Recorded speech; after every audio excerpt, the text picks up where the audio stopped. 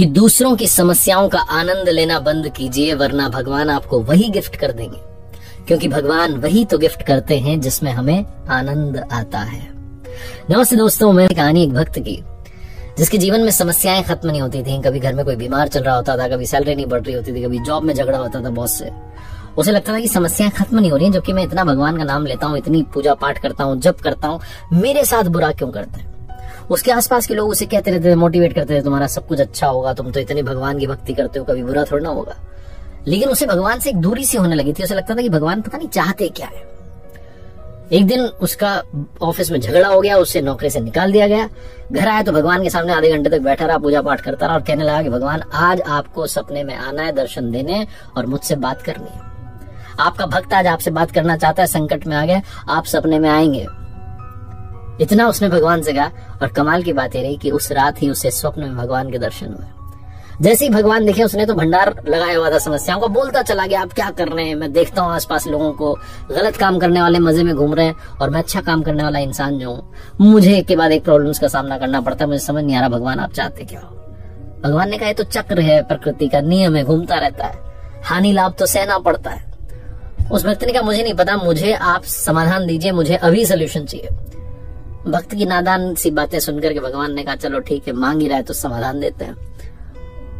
तो जहां दर्शन दिए थे उस दृश्य में एक बहुत बड़ा बरगद का पेड़ पीछे दिखाई दे रहा था। भगवान ने भक्त से कहा, तुम्हें दिख रहा है पेड़? उसने कहा, दिख रहा है।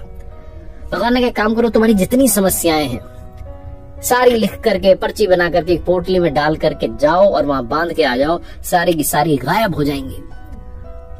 भक्त को लगा ये हुई ना बात, मेरी भक्ति का आज परिणाम मिला, आज रिजल्ट मिला, भगवान ने मुझे सारी समस्याओं छुटकारा दिलाया। उसने कहा, ठीक है अभी जाता हूँ। भगवान ने कहा, सुनो लेकिन एक शर्त है, और शर्त यह है कि वहां जाने के बाद, अपनी पोटली बांधने के बाद जब वापस आओ तो एक पोटली उठा करके लाना, एक तो तुम्हें लेकर के आनी पड़ेगी, ये एक्सचेंज ऑफर है। भक्त ने कहा, ठीक है देख लेंगे। उसने फटाफट से अपनी जितनी समस्याएं थी अलग अलग पर्चियां बनाई, रखी, पोटली बनाई, लेकर के गया पेड़ के पास, जाकर के बांधी। एक्साइटमेंट था कि सब खत्म होने वाली है, समस्याएं गायब, जीवन में सब अच्छा होगा। वापस आने लगा तो उसे याद आया कि एक पोटली उठा करके लानी थी। कौन सी उठाए? सबसे छोटी वाली पोटली ढूंढी उसने। जैसे उसे खोल रहा था, लेकर के आ रहा था, उसे लगा कि कहीं इसके अंदर कोई गंभीर बीमारी ना हो, मेरी जान ना चली जाए, वापस छोड़ दी। दूसरी छोटी पोटली ढूंढी, उसके पास गया तो उसे लगा कहीं इसमें ऐसा ना लिखा हो कि मेरे किसी अपने की डेथ होने वाली है। उसने डर के मारे उसे भी छोड़ दिया।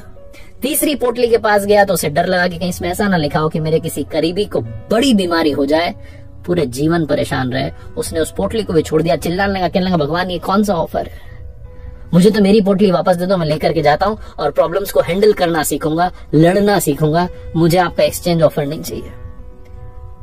भगवान मुस्कुराकर कहने लगे, बस यही बात तो समझाना चाहता था, देरी से सही तुम्हें समझ में आ गया।